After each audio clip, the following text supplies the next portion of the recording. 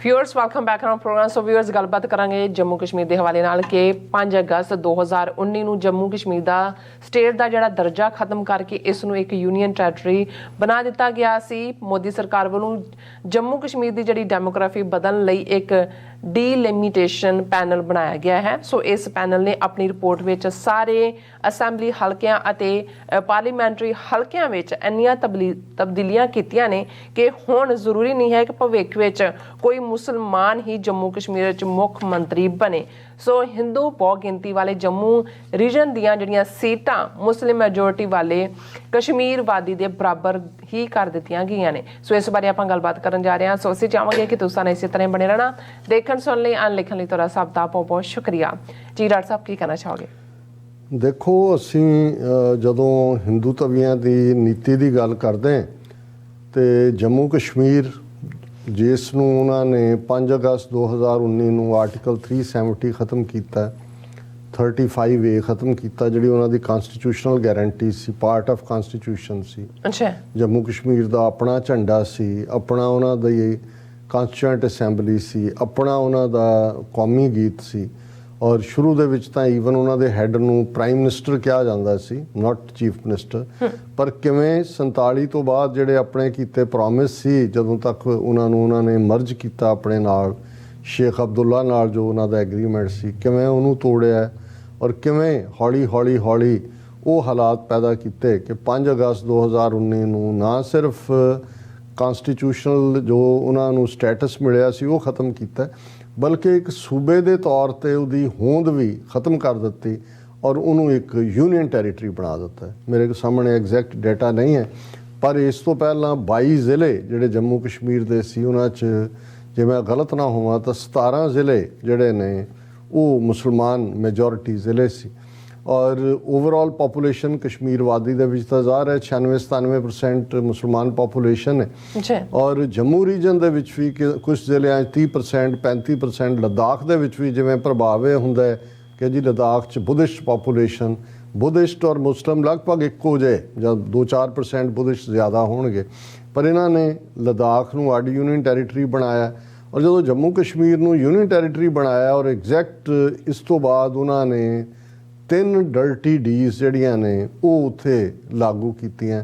ਉਹਨਾਂ ਦੇ ਵਿੱਚ ਇੱਕ ਤਾਂ ਡੋਮੀਸਾਈਲ ਸੀ, ਉਹਨਾਂ ਨੇ ਕਿਹਾ ਜੀ ਕੋਈ ਵੀ ਆ ਕੇ ਇੱਥੇ ਜ਼ਮੀਨ ਲੈ ਸਕਦਾ ਔਰ ਇੱਕ ਅੰਦਾਜ਼ੇ ਮੁਤਾਬਕ 3 ਲੱਖ ਤੋਂ ਜ਼ਿਆਦਾ ਸਟੇਟ ਡੋਮੀਸਾਈਲ ਸਰਟੀਫਿਕੇਟ ਗੈਰ ਕਸ਼ਮੀਰੀਆਂ ਨੂੰ ਜਾਰੀ ਕੀਤੇ ਗਏ। ਔਰ ਡੈਮੋਗ੍ਰਾਫਿਕ ਚੇਂਜ, ਡੈਮੋਗ੍ਰਾਫੀ ਦਾ ਕੀ ਹੈ ਕਿ ਜੇ ਹੁਣ ਉਹਨਾਂ ਦੀ ਸਟੇਟ ਅਸੈਂਬਲੀ ਦੀਆਂ ਸੀਟਾਂ ਨੇ ਜਿਹਨੂੰ ਵਿਧਾਨ ਸਭਾ ਕਹਿੰਦੇ ਨੇ, ਸੋ ਜ਼ਾਹਰ ਹੈ ਕਿ ਜ਼ਿਆਦਾ ਮੁਸਲਮਾਨ ਜਿੱਥੇ ਵੀ ਜ਼ਿਆਦਾ ਪਾਪੂਲੇਸ਼ਨ ਹੋਏਗੀ ਜ਼ਿਆਦਾ ਸੀਟਾਂ ਨੇ। ਕਸ਼ਮੀਰ ਵਾਦੀ ਦੇ ਵਿੱਚ ਕੰਫਰਟੇਬਲੀ ਇੰਨੀਆਂ ਸੀਟਾਂ ਹੁੰਦੀਆਂ ਸੀ ਕਿ ਜਿਹੜਾ ਚੀਫ ਮਿਨਿਸਟਰ ਬਣਨਾ ਉਹ ਵਾਦੀ ਚੋਂ ਹੀ ਬਣਨਾ ਔਰ ਇੱਕ ਬਰਾਬਰੀ ਦੇ ਲਈ ਉਹਨਾਂ ਨੇ ਜੰਮੂ ਰੀਜਨ ਜਿਹੜਾ ਹੈ ਉਸ ਦਾ ਡਿਪਟੀ ਚੀਫ ਮਿਨਿਸਟਰ ਲੈ ਲੈਂਦੇ ਸੀ। ਇਹੀ ਕਾਰਨ ਹੈ ਕਿ ਮਹਿਬੂਬਾ ਮੁਫਤੀ ਨੇ ਵੀ, ਕਿਉਂਕਿ ਜੰਮੂ ਰੀਜਨ ਦੇ ਵਿੱਚ ਹਿੰਦੂ ਮੈਜੋਰਿਟੀ ਹੈ, ਹਾਲਾਂਕਿ ਮੁਸਲਮਾਨ ਸੀਟਾਂ ਵੀ ਨੇ ਕੁਛ, ਇਸੇ ਲਈ ਈਵਨ ਜਦੋਂ ਮਹਿਬੂਬਾ ਮੁਫਤੀ ਨੇ BJP ਦੇ ਨਾਲ ਸਰਕਾਰ ਬਣਾਈ ਤੇ ਜੰਮੂ ਰੀਜਨ ਦਾ ਡਿਪਟੀ ਚੀਫ ਮਿਨਿਸਟਰ ਬਣਾਇਆ। ਸੋ ਇਹਨਾਂ ਨੇ ਇੱਕ ਪਾਸੇ ਤਾਂ ਇਹ ਪਾਰਟ ਕਰਕੇ ਡੈਮੋਗ੍ਰਾਫਿਕ ਚੇਂਜ ਲੋਕਾਂ ਨੂੰ ਲਿਆ ਕੇ ਵਸਾਉਣਾ ਸ਼ੁਰੂ ਕੀਤਾ, ਫਿਰ ਇਹਨਾਂ ਨੂੰ ਲੱਗਾ ਵੀ ਇਹਦੇ ਬਾਵਜੂਦ ਨੋ ਮੈਟਰ ਯੂਨੀਅਨ ਟੈਰੀਟਰੀ ਬਣਾ ਕੇ ਵੀ ਜੇ ਅਸੀਂ ਵੋਟਾਂ ਪਵਾਵਾਂਗੇ ਤੇ ਅਲਟੀਮੇਟਲੀ ਤਾਂ ਕਸ਼ਮੀਰ ਵਾਦੀ ਔਰ ਕਸ਼ਮੀਰ ਵਾਦੀ 'ਚ ਕੋਈ ਪਾਰਟੀ ਆ ਜਾਏ ਉਹ ਮੁਸਲਮਾਨਾਂ ਦੇ ਹਿੱਤਾਂ ਨੂੰ ਤਾਂ ਇਗਨੋਰ ਨਹੀਂ ਕਰ ਸਕਦੀ। ਸੋ ਉਹਨਾਂ ਨੇ ਫਿਰ ਇਹ ਕਿਹਾ ਜੀ ਅਸੀਂ ਹੁਣ ਇੱਕ ਡਰਟੀ ਡੀ ਉਹਨਾਂ ਨੇ ਲਿਆਂਦੀ, ਡੋਮੀਸਾਈਲ ਡੈਮੋਗ੍ਰਾਫਿਕ ਚੇਂਜ ਦਾ ਡੀਲਿਮਿਟੇਸ਼ਨ ਕਮਿਸ਼ਨ ਔਰ ਡੀਲਿਮਿਟੇਸ਼ਨ ਪੈਨਲ।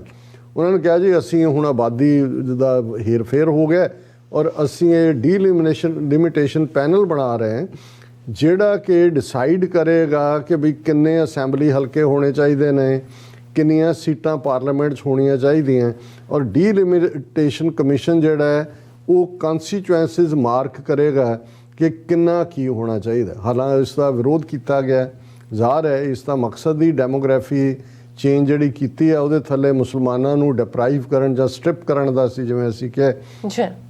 ਲੇਕਿਨ ਔਰ ਵੱਡੀਆਂ ਧਿਰਾਂ ਜਿਹੜੀਆਂ ਨੇ ਨੈਸ਼ਨਲ ਕਾਨਫਰੰਸ ਜਾਂ PDP ਉਹ ਪੇਸ਼ ਵੀ ਨਹੀਂ ਹੋਈਆਂ ਕਮਿਸ਼ਨ ਦੇ ਸਾਹਮਣੇ, ਪਰ ਫਾਈਨਲੀ ਕੱਲ੍ਹ ਇਸ Jammu and Kashmir delimitation panel ਨੇ ਆਪਣਾ ਅਵਾਰਡ ਦੇ ਦਿੱਤਾ ਔਰ ਉਹਨਾਂ ਨੇ ਇਹ ਕਿਹਾ ਜੀ ਕਿ ਕਸ਼ਮੀਰ ਦੀਆਂ ਇਸ ਅਸੈਂਬਲੀ ਦੇ ਵਿੱਚ ਕਸ਼ਮੀਰ ਵਾਦੀ 'ਚੋਂ 47 ਸੀਟਾਂ ਹੋਣਗੀਆਂ ਔਰ ਜੰਮੂ ਚੋਂ 43 ਹੋਣਗੀਆਂ। ਸੋ ਆਲਮੋਸਟ ਜੰਮੂ ਨੂੰ ਲਿਆ ਕੇ ਬਰਾਬਰ ਖੜਾ ਕਰ ਦਿੱਤਾ ਹੈ।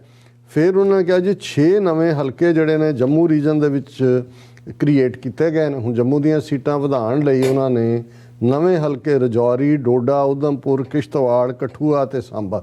ਸੋ ਜ਼ਾਹਰ ਹੈ ਕਿ ਹਿੰਦੂ ਮੈਜੋਰਿਟੀ ਜਿਹੜੀ ਹੈ ਉਸ ਵੱਲ ਟਿਲਟ ਕੀਤੀ।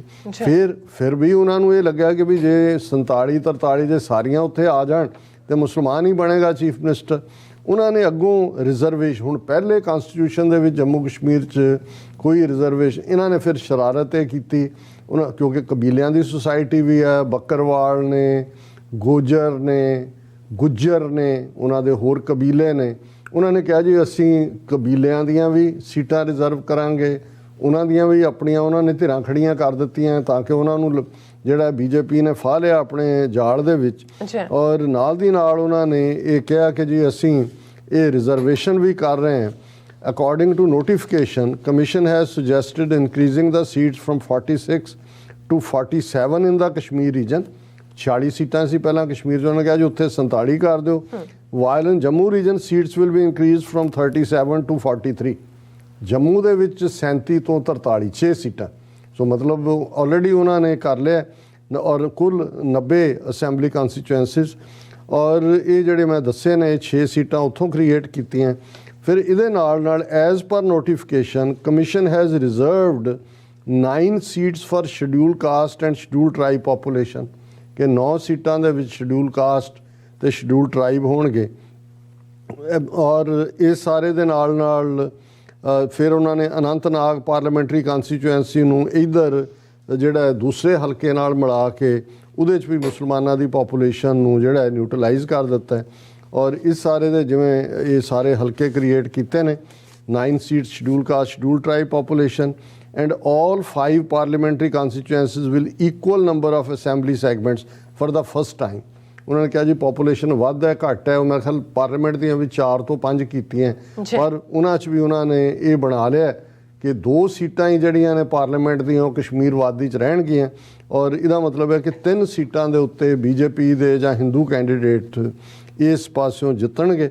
ਔਰ ਇਹ ਜਿਹੜੀ ਹੈ ਅਨੰਤਨਾਗ ਰਜੌਰੀ ਲੋਕ ਸਭਾ ਸੀਟ ਕ੍ਰੀਏਟ, ਹੁਣ ਰਜੌਰੀ ਹਿੰਦੂ ਪੋਪੂਲੇਸ਼ਨ ਹੈ, ਅਨੰਤਨਾਗ 'ਚੋਂ ਬਣਦਾ ਹੀ ਸੀ ਮੁਸਲਮਾਨ ਕੈਂਡੀਡੇਟ। ਸੋ ਅਨੰਤਨਾਗ ਨੂੰ ਰਜੌਰੀ ਨਾਲ ਲਾ ਦਿੱਤਾ। ਇਹ ਹੈ ਡੀਲਿਮਿਟੇਸ਼ਨ ਦੇ ਨਾਂ ਥੱਲੇ ਉਹਨਾਂ ਨੇ ਪੁੱਜ ਕੇ ਬੇਈਮਾਨੀ ਕੀਤੀ ਹੈ।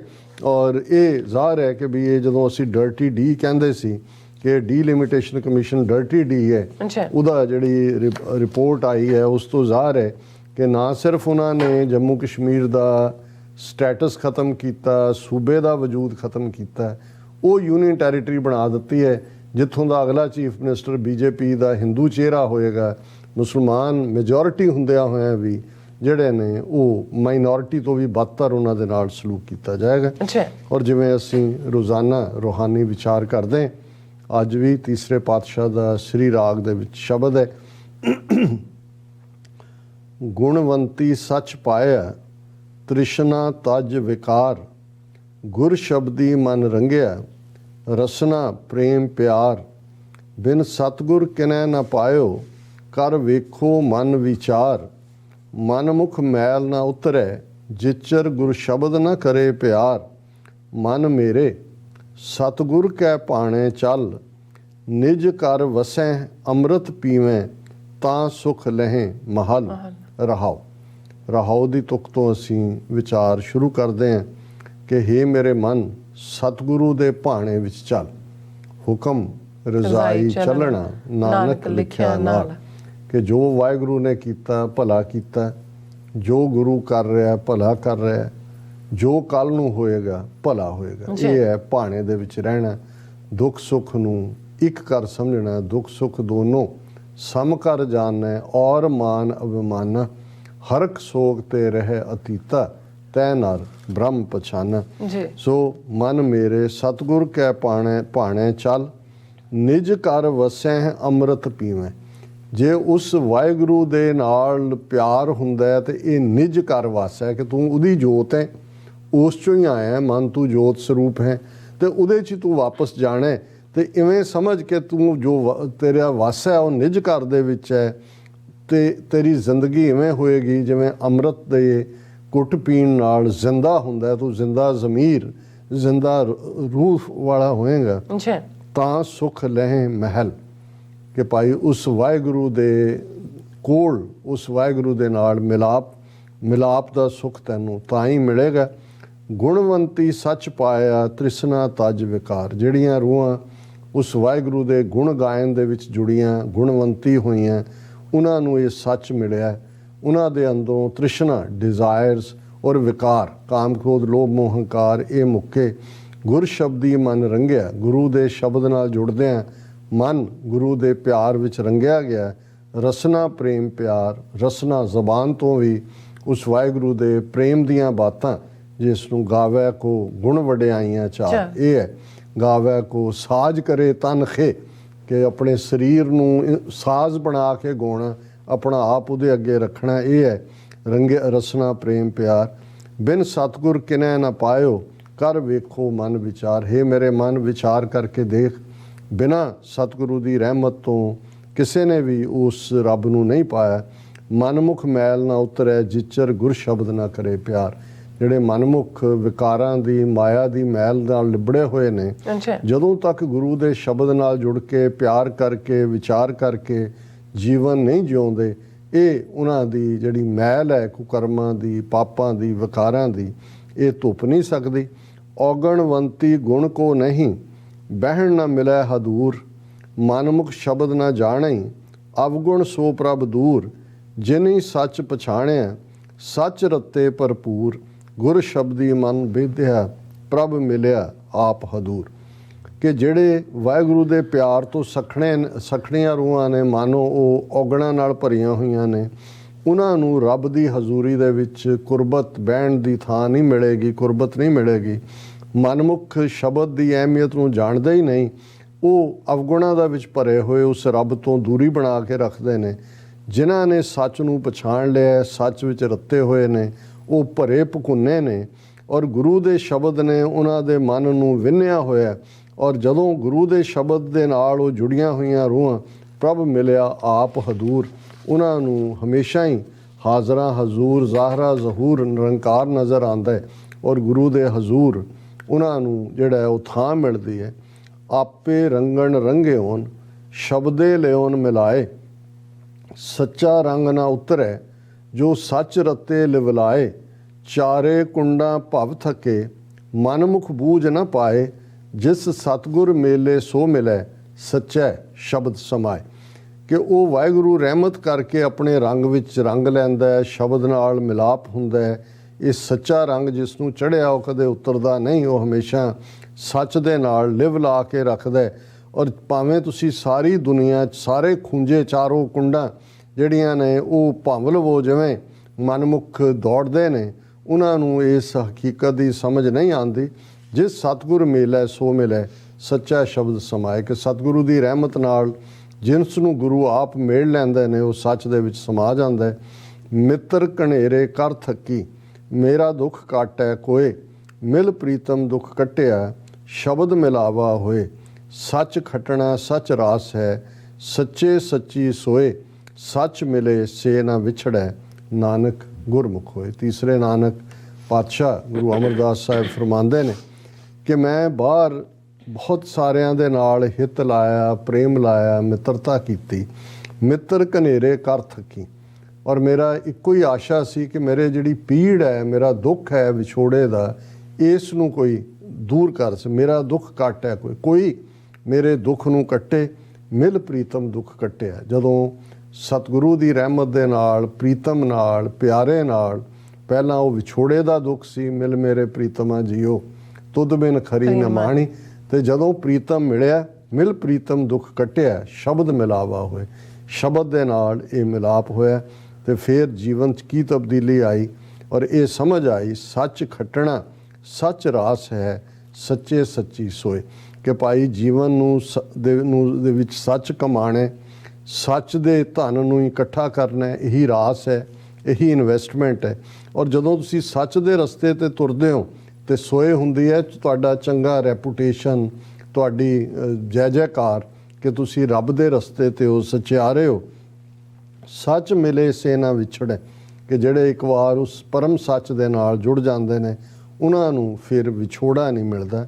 ਨਾਨਕ ਗੁਰਮੁਖ ਹੋਏ ਉਹ ਗੁਰਮੁਖ ਹੋ ਨਿਬੜਦੇ ਨੇ। ਜੀ ਡਾਕਟਰ ਸਾਹਿਬ ਤੁਹਾਡਾ ਬਹੁਤ ਬਹੁਤ ਸ਼ੁਕਰੀਆ, ਤੁਸੀਂ ਅੱਜ ਦੇ ਅਹਿਮ ਇਸ਼ੂ ਤੇ ਅੱਜ ਦਾ ਵਿਚਾਰ ਸਾਡੇ ਦਰਸ਼ਕਾਂ ਨਾਲ ਸਾਂਝਾ ਕੀਤਾ। ਸੋ ਇਸ ਨਾਲ ਆਪਣੇ ਵਿਊਅਰਸ ਕੋਲ ਨੇ ਇਜਾਜ਼ਤ। ਵਿਊਅਰਸ ਸਾਡੇ ਪ੍ਰੋਗਰਾਮ ਦਾ ਸਮਾਂ ਇੱਥੇ ਸਮਾਪਤ ਹੁੰਦਾ। ਤੁਸੀਂ ਆਪਣਾ ਰਾਏ ਤੇ ਸੁਝਾਅ ਸਾਨੂੰ ਭੇਜਣਾ ਭੁੱਲਣਾ ਸਾਡੇ ਇਸ ਪਤੇ ਤੇ sos@tv84.tv ਤੇ ਅਸੀਂ ਆਪਣਾ ਪ੍ਰੋਗਰਾਮ ਲੈ ਕੇ ਫਿਰ ਦੁਬਾਰਾ ਤੁਹਾਡੇ ਰੂਬਰੂ ਹੋਵਾਂਗੇ। ਤਦ ਤੱਕ ਲਈ ਮੈਨੂੰ ਤੇ ਆਪਣਾ ਸੁਣਾ ਗਿਆ ਦੋ ਦੇਖਦੇ ਰਹੋ TV84। ਬੁਲਾ ਦਿਓ ਫਤਿਹ। ਵਾਹਿਗੁਰੂ ਜੀ ਕਾ ਖਾਲਸਾ, ਵਾਹਿਗੁਰੂ ਜੀ ਕੀ ਫਤਿਹ। ਰੱਬ ਰਾਖਾ।